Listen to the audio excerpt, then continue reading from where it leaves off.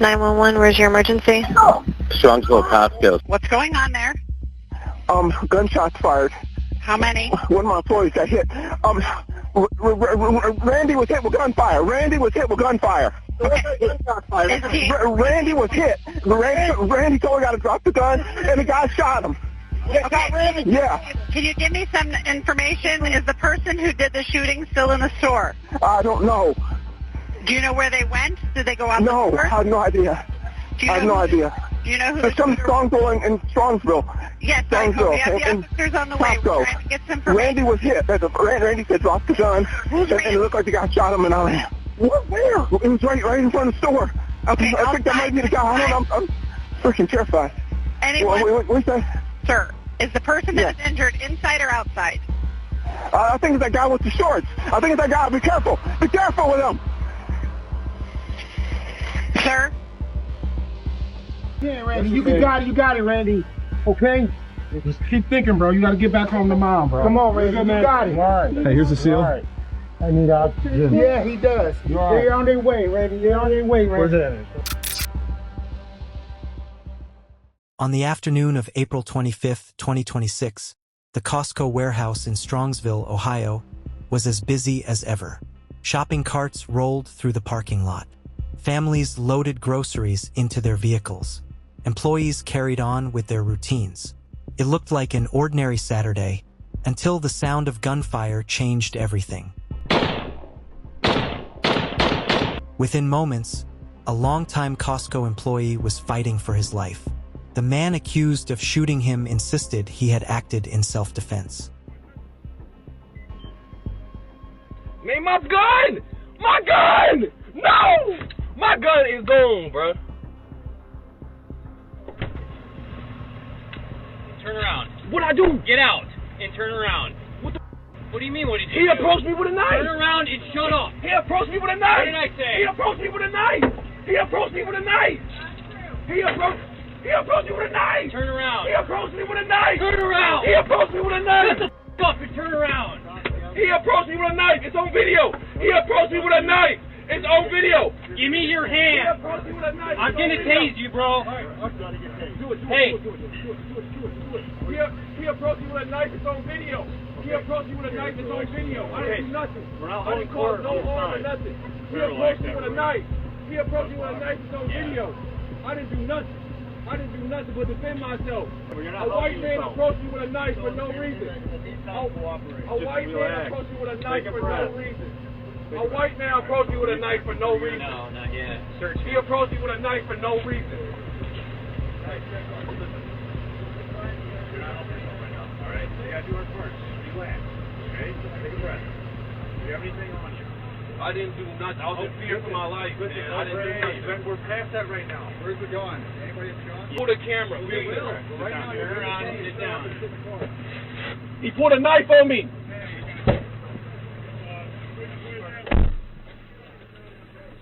Man, I'm leaving. I'm just going to the grocery store. I didn't do nothing.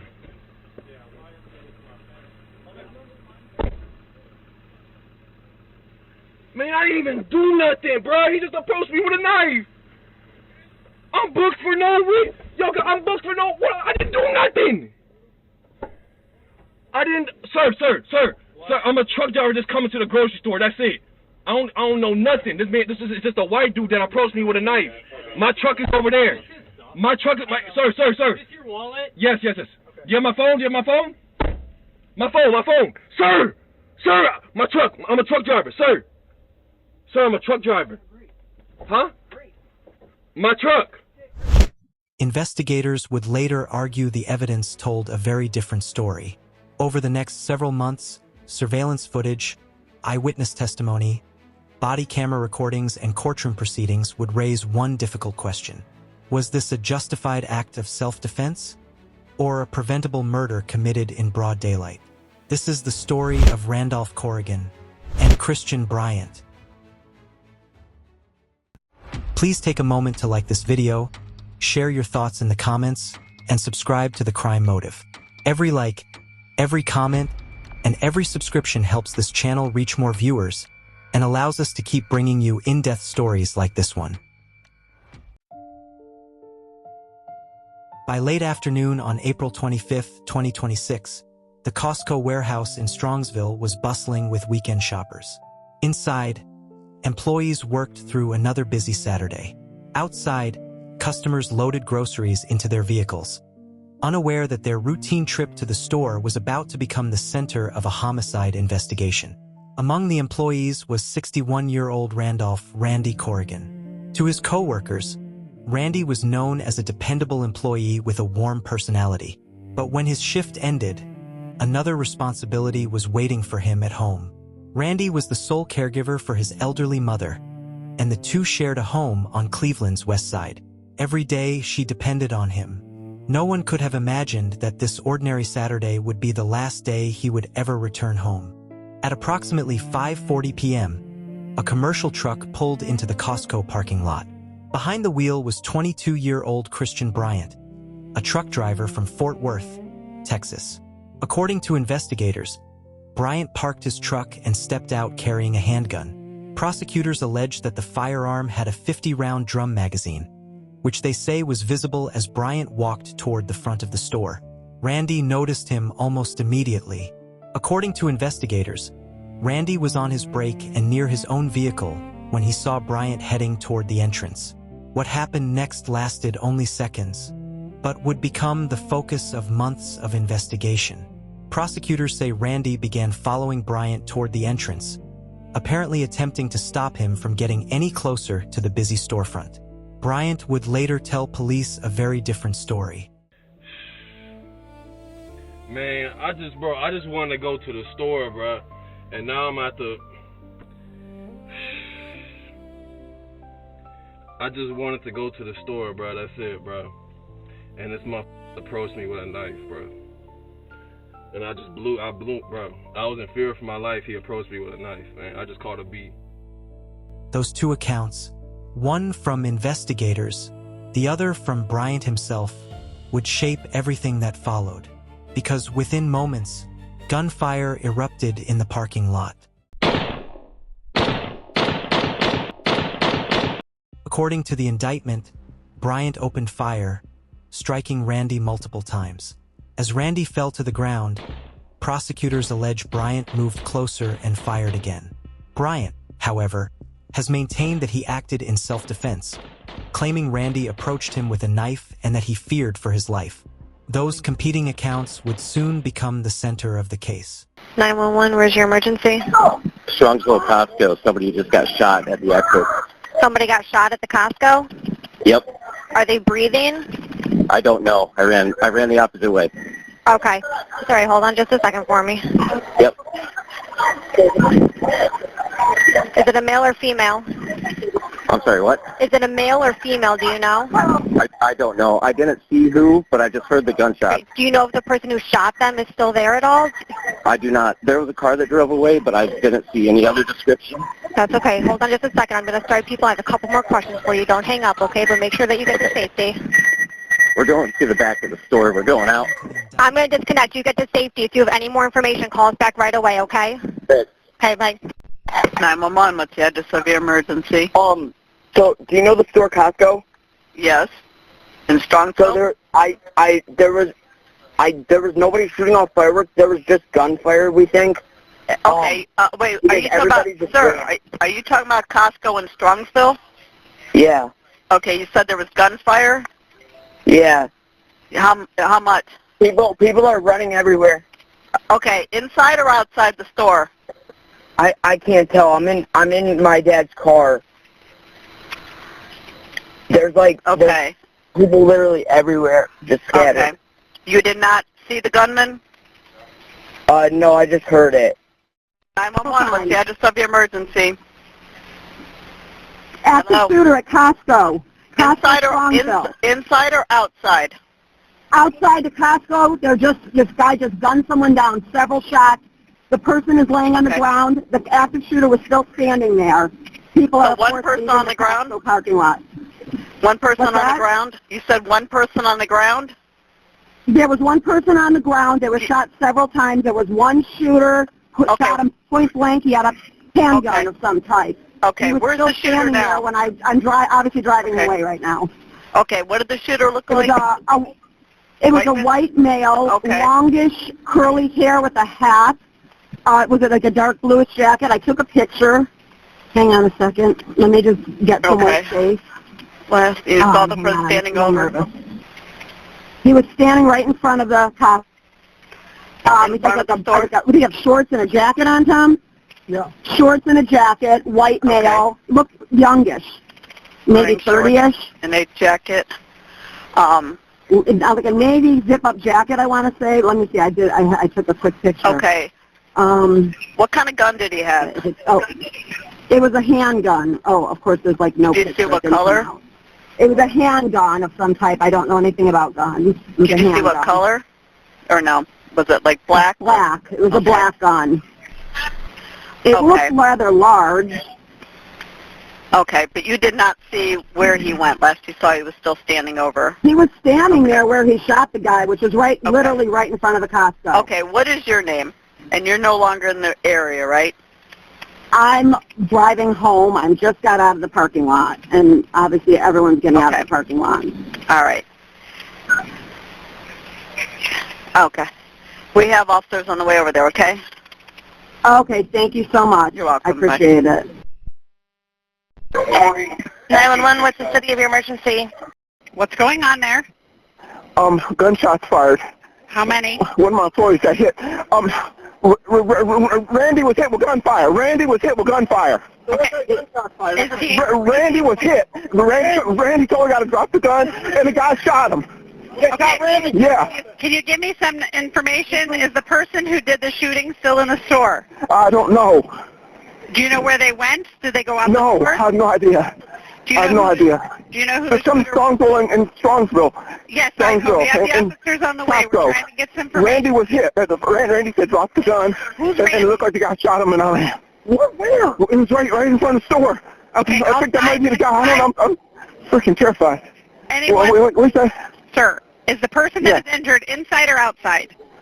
I think it's that guy with the shorts. I think it's that guy. Be careful. Be careful with him. Sir? Yes.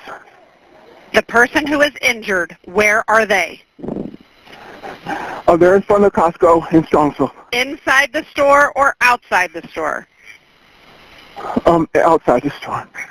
Okay, and who do you think did this? Is this person outside? Yes, it's a tall, the white gentleman with wearing shorts and a hat. I don't know. Him, I don't know. I backed away. I've got the distance here. I don't know what's going on. Okay. Do we see the weapon on this possible subject? I saw a weapon drawn, and I heard shots being fired. Strongsville police officers arrived within moments. What they found was a chaotic scene. A wounded man lay in the parking lot. The suspected gunman was still nearby, and dozens of frightened witnesses were trying to make sense of what had just happened. What'd I do? Get out and turn around. What do you mean? What did you do? He approached me with a knife. Turn around and shut up. He approached me with a knife. What did I say? He approached me with a knife. He approached me with a knife. He approached me with a knife. Turn around. He approached me with a knife. Turn around. He approached me with a knife. Shut the f up and turn around. He approached me with a knife. It's on video. He approached me with a knife. It's on video. Give me your hand. He approached me with a knife. I'm gonna tase you, bro. Hey. I didn't do nothing but defend myself. A white man approached me with a knife for no reason. A white man approached me with a knife for no reason. I didn't do nothing. I was in fear for my life, man. I didn't do nothing. We're past that right now. Where's it going? Anybody's going? Pull the camera. Sit down. He pulled a knife on me.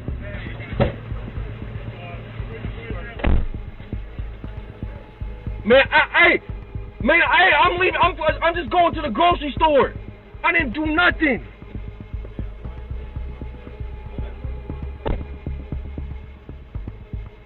Man, I didn't even do nothing, bro. He just approached me with a knife.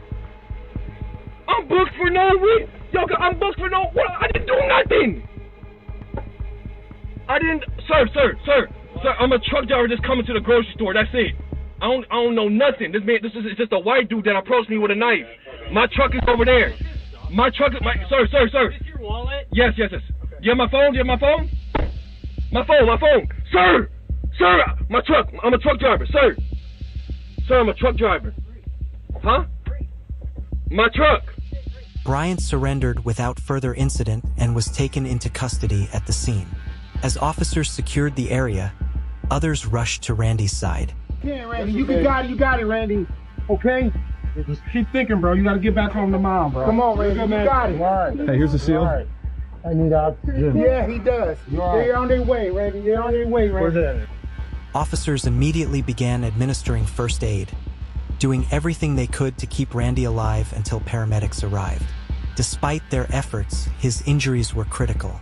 Randy was transported to Metro Health Medical Center in Cleveland for emergency treatment. Sadly, doctors were unable to save him. He was later pronounced dead from the injuries he suffered in the shooting. Please take a moment to like this video, share your thoughts in the comments, and subscribe to The Crime Motive. Every like, every comment, and every subscription helps this channel reach more viewers and allows us to keep bringing you in-depth stories like this one. Even while in custody, Bryant continued insisting he had acted in self-defense. This man approached me with a knife. Investigators, however, were only beginning to piece together what had happened. Witnesses had seen the confrontation from different angles. Body cameras had captured the immediate aftermath. And somewhere inside the Costco security system, surveillance cameras had recorded the entire encounter. What those cameras showed would soon become some of the most important evidence in the case. In the minutes after the shooting, investigators began interviewing everyone who had witnessed the confrontation. Some had seen only the gunfire. Others had watched the encounter from the very beginning. Their statements would become a critical part of the investigation. So in a quick synopsis, what did you guys see? They were right, the guy that shot was right there on the walkway, and he was out here, and I saw him coming with the knife and through the carts, because they had the carts there. And he was like, give me the gun, let go of the gun. 31, can you go ahead of traffic? Himself or what, but okay. He was coming in. The shooter was coming in. He was coming from this side, towards him there, and started shooting him. He went down and he stood over him and just emptied the clip. He stood over him and emptied the clip into him. I'm surprised he's not dead. Well, they were point-blank shots, at least, kind of. Yeah, he was standing over him. When he said, give me the gun, he grabbed whatever coat he had, and the guy flipped around the suspect, and he reached inside. I thought he had some sort of strap on his gun, and then the gun, obviously, you've recovered it, but it's big, and he reached in, I swear it had a strap on it, he reached in and just started doing this. Can we get you guys to write? Oh, I can, sorry. Yeah. He's going to have a, pen and paper here, right? It would help the investigation if you could do it separately, not together. Absolutely.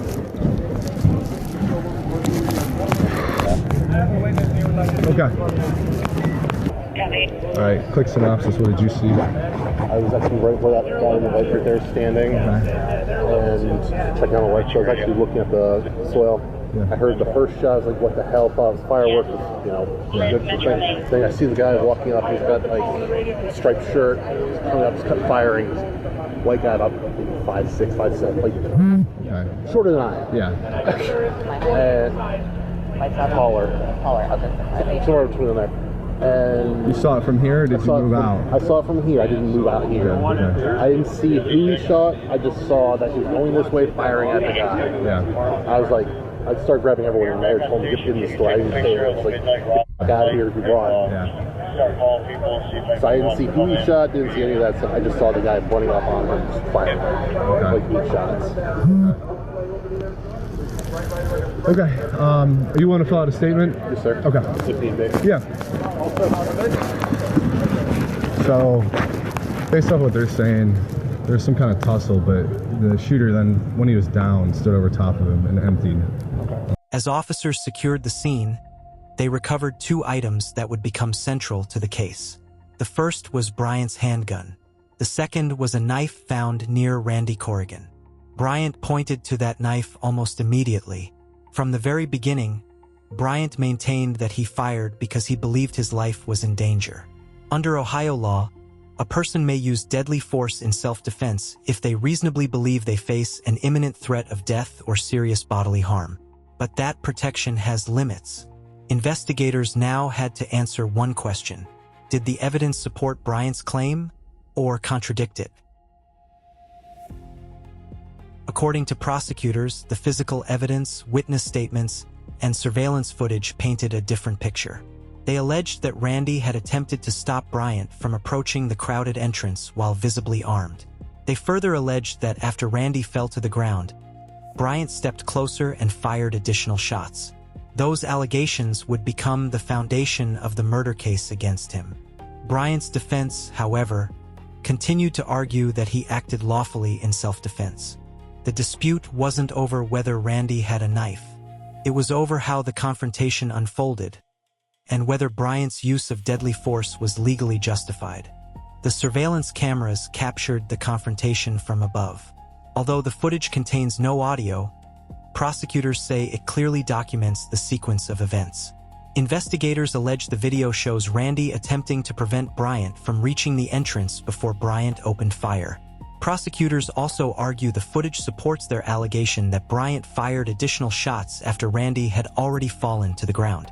Bryant has continued to dispute that his actions amounted to murder. His defense maintains that he reacted to what he believed was an immediate threat. Ultimately, those competing interpretations of the evidence will be decided in court. As investigators reviewed every second of video, collected forensic evidence, and compared witness accounts, the case rapidly evolved from a parking lot shooting into one of Ohio's most closely watched homicide prosecutions. The investigation was no longer focused on whether Bryant fired the gun. That much was never in dispute.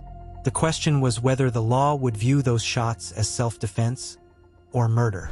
The man accused of shooting and killing a Costco employee pleaded not guilty in court. Now, 22-year-old Texas man Christian Bryant faces 2 counts of murder and 2 counts of felonious assault for the death of Randy Corrigan outside the Strongsville Costco. Just days after the shooting, Christian Bryant appeared before a judge for the first time. A Cuyahoga County grand jury later indicted the 22-year-old Texas truck driver on multiple charges, including 2 counts of murder and 2 counts of felonious assault. Bryant pleaded not guilty. His attorneys maintained that he acted in lawful self-defense. Prosecutors argued the evidence supported a very different conclusion. As both sides prepared for what could become a lengthy legal battle, one issue took center stage. Should Bryant remain behind bars while awaiting trial? Okay. Your bond is set at $5 million, cash surety property, GPS standard monitoring, with a condition that you're not permitted to leave the state. The public defender will represent you. Sir, were you listening, or did you hear me read the rules regarding electronic monitoring? Yeah, I'm hearing you. Okay, in order to be eligible, if you make that bond for electronic monitoring, you must sign the rules regarding electronic monitoring. Do you understand that? Yes, ma'am. Do you understand the rules allow you to be arrested without a warrant if you violate the terms of electronic monitoring? Yes, ma'am. All right, thank you. You're welcome.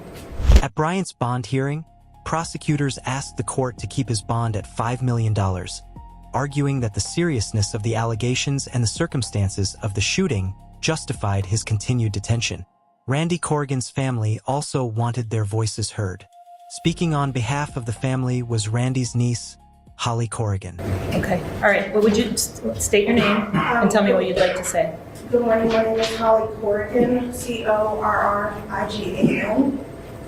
And I'm the niece of the victim, Randy Corrigan. I'm here today, this morning, to respectfully request that the bond be denied for Christian Bryant in this case. My biggest concern is based on the risk of public safety at this point, and the likelihood that the defendant may not comply with the conditions since he is a truck driver, he's out of state, and he may have previous charges. I believe that releasing the defendant at this time can pose that risk to others and may undermine the judicial process. So today I'm respectfully asking you, as the judge, and the board to consider these factors and deny the bond to ensure the safety of the community and the administration of justice. Thank you, and we look forward to the case. Okay, thank you. Holly urged the court not to reduce Bryant's bond. She argued that, as an over-the-road commercial truck driver from Texas with no ties to Northeast Ohio, Bryant presented a significant flight risk if released before trial. After hearing arguments from both sides, the judge declined to reduce Bryant's bond. He remained in custody as the case moved forward. For Randy's family, the courtroom proceedings were only one part of a much larger loss. Behind every headline was a man whose absence would forever change the lives of those closest to him. Randy wasn't only remembered as a longtime Costco employee. He was also the sole caregiver for his elderly mother, whom he lived with on Cleveland's west side. His death left his family grieving while also facing the difficult reality of arranging ongoing care for the woman who had depended on him every single day. In the weeks that followed, friends, co-workers, and members of the community rallied around the Corrigan family. A GoFundMe campaign was created to help cover Randy's funeral expenses and assist with the continued care of his mother.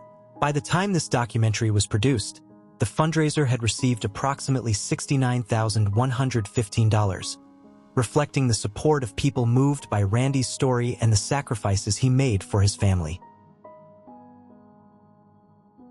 As this documentary was produced, Christian Bryant remained charged with the death of Randy Corrigan.